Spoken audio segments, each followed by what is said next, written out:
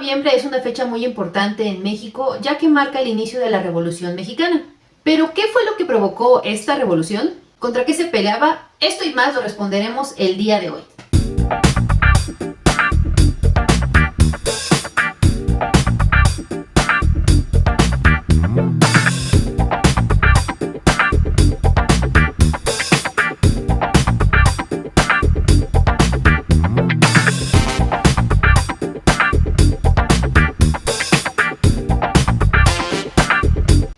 Sean bienvenidos, mi nombre es Madi Yarel, este es su programa Hoy en De Cultura, donde te hablo de cultura e historia de México y claro, un poco más sobre Puebla.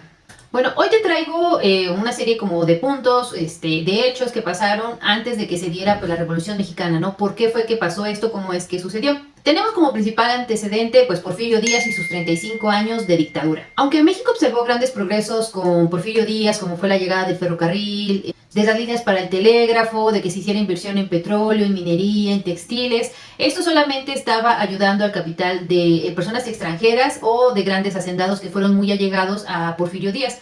Pero todo lo que eran los obreros, los campesinos, estaban siendo duramente explotados, lo cual causaba un descontento pues de estas clases, de las clases sociales, ¿no? La clase trabajadora, que era pues más del 80% pues del pueblo, de la nación.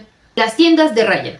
Uno de los principales problemas que hubo en el porfiriato fue las tiendas de raya. Las tiendas de raya se caracterizaban por ser lugares en los que las personas, los obreros o los campesinos iban a cobrar o iban a comprar las cosas que ahí vendían, ¿no? O sea, podían ser insumos de alimentos, frijol, maíz, aguardientes, zapatos, ropa, etcétera, ¿no? El problema de las tiendas de raya es que, por ejemplo, sobrevendían mucho las cosas, ¿no? Digamos que el kilo de maíz estuviera en $1, ¿no? En ese entonces, hablando de ese entonces, no, eran como centavos, pero bueno, digamos que estuviera en $1, por decir solamente algo. Y entonces, ¿qué era lo que pasaba, no? Que a lo mejor afuera, bueno, en las tiendas de raya, el precio normal digamos que era de $1, pero en las tiendas de raya, no sé, podría ser el doble, el triple, el cuádruple, ¿no? Entonces, eso hacía que fuera imposible poder comprar las cosas. Ahora, algo de lo que caracterizaba a las tiendas de raya era que le pertenecían ya sea a la fábrica o a la hacienda, ¿no? Digamos que, por ejemplo, la fábrica que estaba en Cananea, que era una fábrica, perdón, que era, una mina de cobre. La mina de cobre tenía su tienda de raya en Cananea. Y en esta, por ejemplo, lo que luego pasaba era que nada más les daban, utilizaban como un tipo de moneda personal que solamente se podía cambiar en esa tienda de raya. O sea, no te daban el dinero como tal para que tú lo pudieras comprar en otros lados. Tenías forzosamente que comprarlo ahí. Entonces estaba en sobreprecio. Luego a veces pasaba de que pasaban horas trabajando, más de 13 horas trabajando, les pagaban muy poco y todavía se los pagaban en estos como vales o monedas que solamente se podían canjear en la tienda de raya. Luego además de eso, como les había mencionado, pues la mayoría de las personas pues eran analfabetas, ¿no? Entonces no sabían leer y escribir, no sabían hacer cuentas, entonces a veces pasaba de que decían, no, es que ya nada más te falta, no sé, $10 en ese entonces, ¿no? Para cubrir tu deuda, ¿no? Y después resultaba que ya decía, no, pues sí, me van a pagar en esta semana tanto, y entonces ya la siguiente semana lo liquido. Pero resultaba que no, que los precios habían subido, que te decían que no, que había sido menos, o que todavía debías, etcétera, etcétera. Entonces tampoco era fácil poderte cambiar. Entonces esta fue también una de las razones por las cuales era el descontento en la época del porfiriato, ¿no? Antes para la Revolución Mexicana. Ahora, algo curioso de las tiendas de raya, es que se les decía tiendas de raya por lo mismo, de que las personas como eran analfabetas no sabían escribir su nombre o no sabían firmar, entonces les decía, ¿no? O sea, las personas que manejaban la tienda les tenían una lista, ¿no? De que aquí está tu nombre, bueno, aquí está tu nombre y pues firma, ¿no? No se firma, no se puede dar mi nombre, pues pon una raya. Por una raya de que ya se te entregó todo el dinero. Entonces por eso se les decía tiendas de raya, porque rayaban, ¿no? Y pues también es algo curioso que actualmente todavía es una palabra que se asocia mucho para cuando vas a recibir un salario. En algunas partes de México todavía se utiliza eso de el fin de semana ya rayo, el fin de semana me cae la raya, ¿no? De que ya les va a caer el dinero. Entonces se asocia esto de que era lo que se les pagaba y entonces en algunas partes todavía se utiliza el término la raya. Entonces, pues al estar haciéndose esto de estar comprando, de estar trabajando y comprando solamente en la tienda de raya, pues totalmente las personas se iban endeudando más, iban endeudándose y jamás podían pues salir adelante, ¿no? Esto solamente pues beneficiaba, como les había dicho, pues a los dueños de las empresas, a los dueños de las haciendas. Algo que también, uno de los otros puntos por los cuales había mucho descontento previo a la Revolución Mexicana eran los latifundios. Los latifundios en sí latifundio en sí se denomina, los latifundios en sí se denomina a una extensión muy grande de tierra, o sea, muchas grandes, pueden ser hectáreas de tierra. Eso depende pues del contexto en el país, etcétera, ¿no? Pero lo importante era que eran grandes extensiones de tierra que eran manejados por los hacendados. Entonces los hacendados tenían todos estos latifundios que era la tierra. También por lo que se caracteriza un latifundio es que son grandes extensiones de tierra donde se extrae el mayor provecho posible, se extrae la mejor cantidad de dinero haciendo el menor gasto posible. ¿Cómo se hacía este menor gasto posible? Pues obviamente pagándole muy poco a los campesinos, a los jornaleros, a los peones por trabajar las tierras y todavía eso, ¿no? Obligarlos a estar en la tienda de raya, a que compraran ahí las cosas. Entonces, pues al estar comprando ahí las cosas, pues obviamente disminuían los costos, ¿no? Entonces ese era el problema, ¿no? Con los hacendados, que también se tenía de los latifundios, que Porfirio Díaz pues hizo eso, ¿no? Hizo los latifundios, o sea, creó a los hacendados para darles una gran extensión de tierra y pues él obviamente también obtener ganancias al respecto, ¿no? Porque pues igual le daban dinero a él de todo lo que estaban los demás obteniendo a costa de los campesinos, de los jornaleros. Otro de los grandes problemas que hubo previo a la Revolución Mexicana fue la represión ante las huelgas.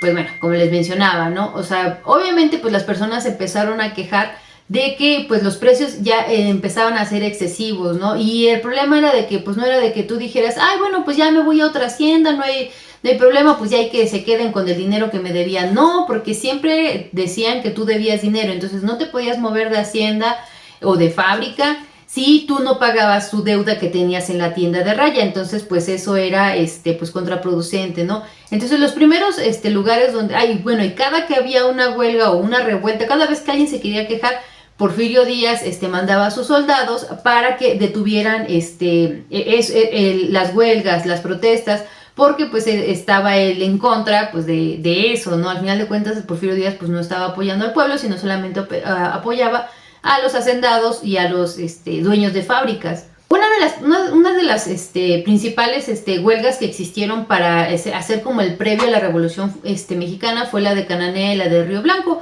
En Cananea era una mina donde se extraía cobre, ¿no? Y esa mina, por ejemplo, no le pertenecía a algún mexicano, sino le pertenecía a un extranjero, a un estadounidense de nombre William Green. Entonces él era el propietario y entonces pues él estaba pues obviamente pues a favor de Porfirio Díaz, porque Porfirio Díaz pues lo estaba apoyando, ¿no? Le estaba dejando que hiciera lo que quisiera en sus tiendas de raya, ¿no? Entonces pues eso pasaba.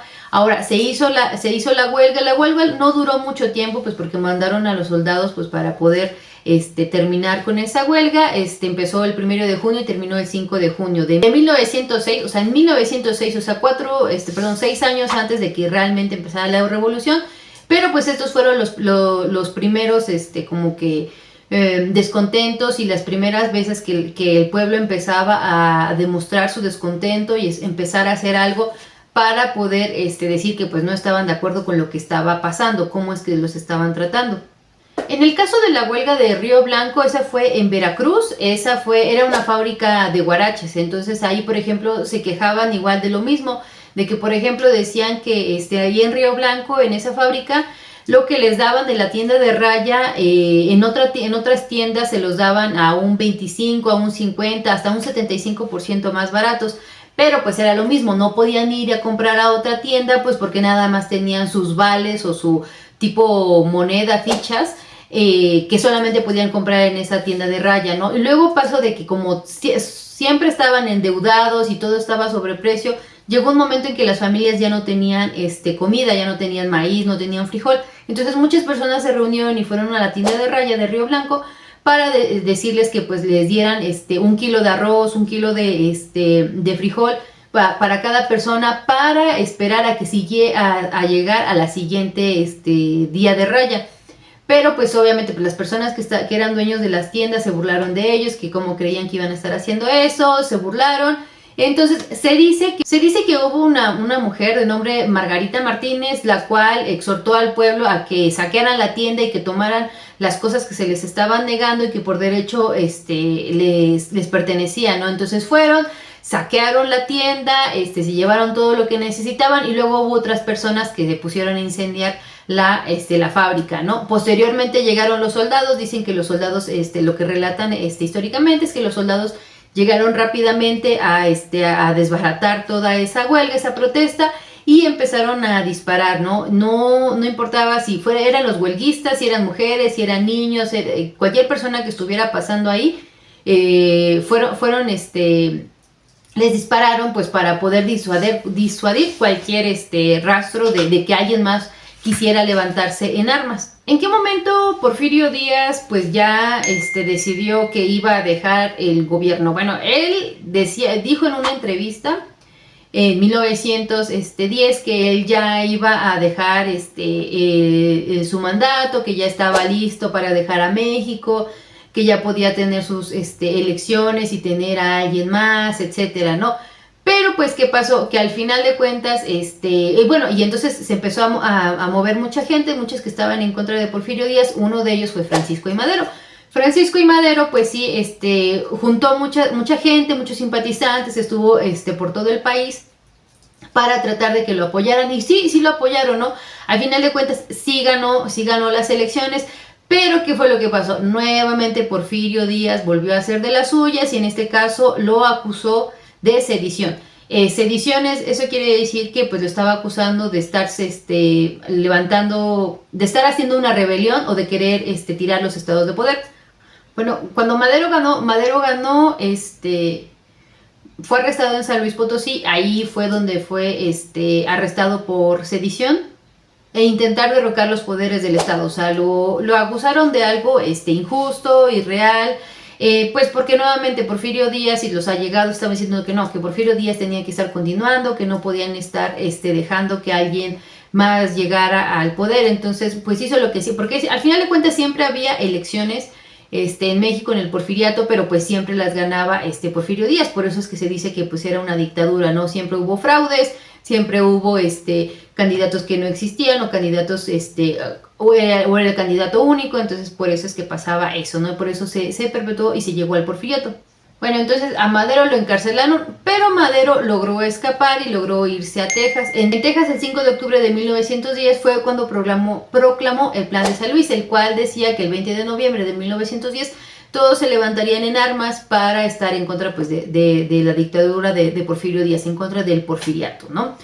Pero, bueno, antes de eso, antes de que realmente pues, ya se hiciera la declaración de San Luis, hubo otros lugares, aparte de Cananea y de Río Blanco, donde hubo otros, los que se llaman la cuna de la revolución, porque hay varios lugares que se disputan el nombre de cuna de la revolución mexicana, porque empezaron a trabajar todo esto de la revolución, ¿no?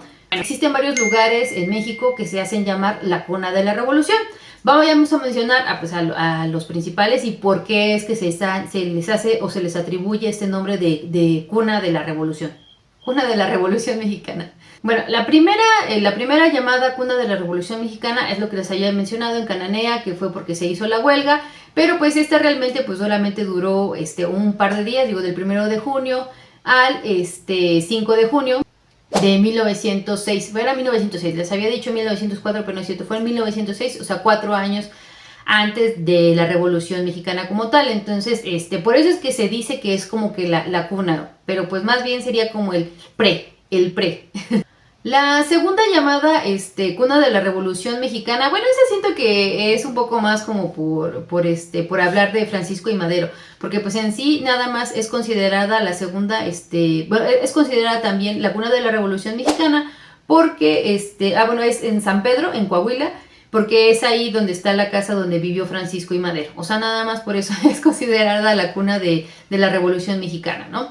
Ahora, la tercera, igual considerada la cuna de la Revolución Mexicana, tenemos a Viesca, que igual es en Coahuila. A bueno, igual, se levantaron las personas en armas, fue en 1908, murieron las personas que estaban apoyando eso, algunos pudieron escapar, algunos pudieron de ahí volverse sargentos generales en la Revolución Mexicana, pero la mayoría pues sí murió. Entonces realmente sí, aunque sí fueron los primeros que se levantaron como tal en armas, pues no prosperó como tal hasta llegar a la revolución.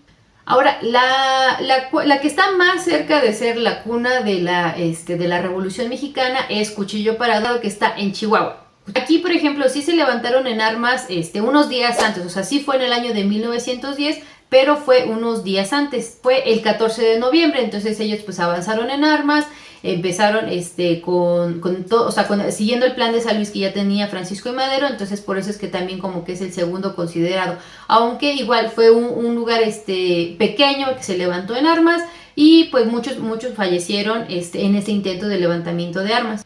Ahora, la quinta cuna de la Revolución Mexicana, y esa pues es en Puebla, con los hermanos Cerdán. Aquí, ese fue el 18 de noviembre de 1910, ¿no? Llegaron a catear la casa de los hermanos Cerdán porque pues se decía, y era cierto, que pues ellos estaban apoyando a Francisco y Madero, que tenían armas, etcétera, ¿no? Entonces fueron a catear la casa, pero como no podían esconder las armas que tenían, pues empezaron a disparar, ¿no? Entonces dispararon, salió Carmen Cerdán al balcón a gritar y pedir ayuda y decir que todos se levantaran en armas, que era el momento. Pues obviamente pues no, las personas no lo escucharon, porque pues sí había personas que sí estaban en contra de todo lo que estaba pasando con Porfirio Díaz, pero pues igual tenían temor, y al final de cuentas pues fue algo imprevisto, o sea, fue imprevisto el que llegaran pues días antes de cuando ya se supone que iba a ser la Revolución Mexicana, ¿no? Entonces pues fallecieron ahí los hermanos de Carmen Cerdán, ellos fallecieron.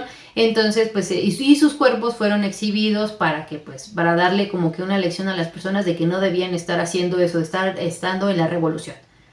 Y por último, la que es considerada por muchos historiadores la verdadera cuna de la Revolución Mexicana, esa fue llevada en San Isidro, Chihuahua. Esta sí se llevó a cabo el día 20 de noviembre de 1910.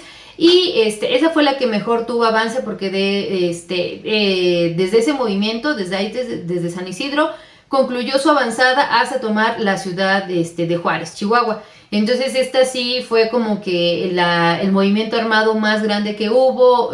Algunos decían que, por ejemplo, con Cuchillo Parado, pues era Cuchillo Parado, pues al final de cuentas estaba prácticamente en el desierto. Está prácticamente en el desierto.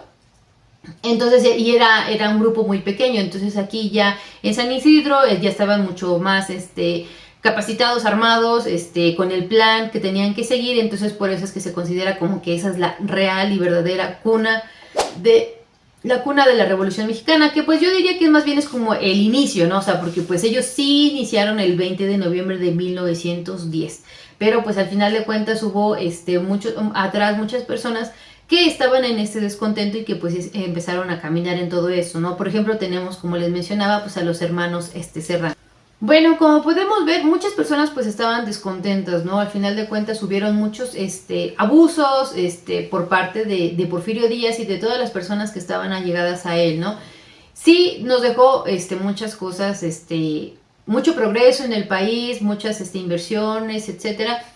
Pero pues sí, al final de cuentas dañó al pueblo en general, ¿no? O sea, la mayor parte del pueblo era el que estaba sufriendo con el analfabetismo, con los abusos de que no tenían sus tierras propias, ¿no? De que tenían horas extenuantes de trabajo, que no tenían un pago justo, que ni siquiera les daban el pago, ¿no? Sino nada más les daban sus vales, etcétera. Todos estos atropellos que existían. Entonces todo ese descontento fue lo que hizo que iniciara la Revolución Mexicana, ¿no? Todo esto pues se extendió varios años, o sea, no es de que ya empezó el 2010, el 1910 y pues ya haya terminado, ¿no?